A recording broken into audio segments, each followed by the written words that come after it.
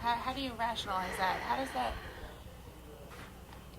for us to conceive It's of something like that? virtually impossible to conceive, isn't it? It's hard to wrap your head around. As far as how it happens, there's many different issues and reasons behind it all, but really the bottom line is poverty. The bottom common denominator of it all is poverty. So you have malaria, you have AIDS, you have child labor, you have child trafficking, you have a myriad of different things, but they're really all kind of wrapped up in just absolute destitute poverty. So children are orphaned because their parents die of malaria or AIDS, or perhaps they die of something as simple as a dog bite and there's no antibiotic, or diarrhea. I mean, people die of dehydration from simple diarrhea, that they live in a village and there's no medicine or rehydration to cure them. That amazes me.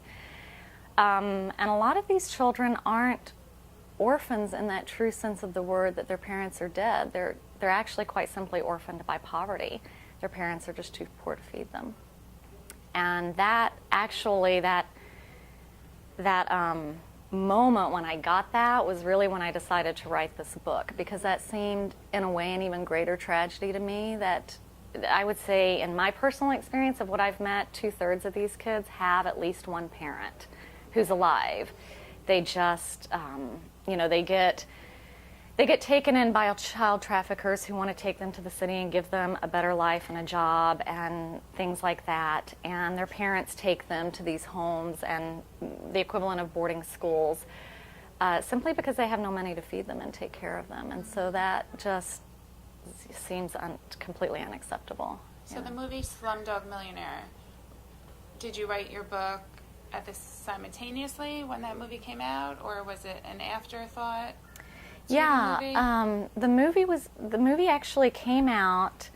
I was just finishing the last version, the last edit draft of the book when the movie came out. And do you think it was right on the money, having been there so many times? Yeah, in some ways. By the time the movie came out, I had spent about 2 years researching and traveling throughout India and finishing up the book, as I say.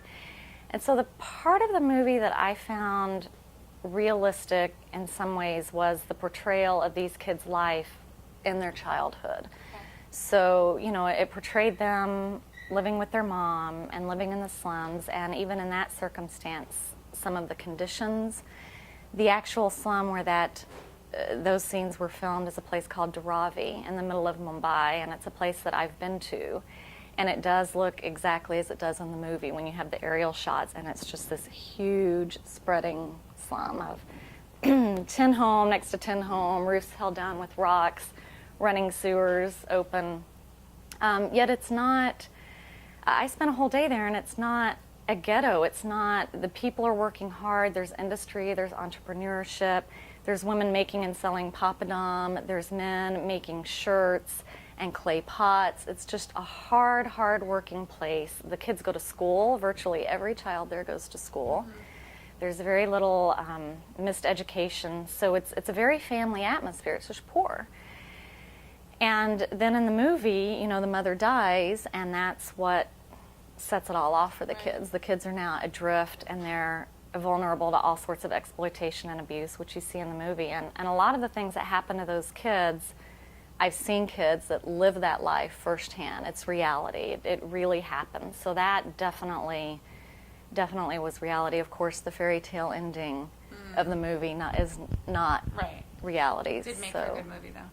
It made for a great movie. I love the movie. It's very charming, and I like the fact that so many people became interested in and aware of these kinds of children. I just hope that they do realize it is a fairy tale ending, and that for virtually all of the children living like that, that's not going to be their ending unless we, as a whole, as people who have the ability to step up and try to affect change, do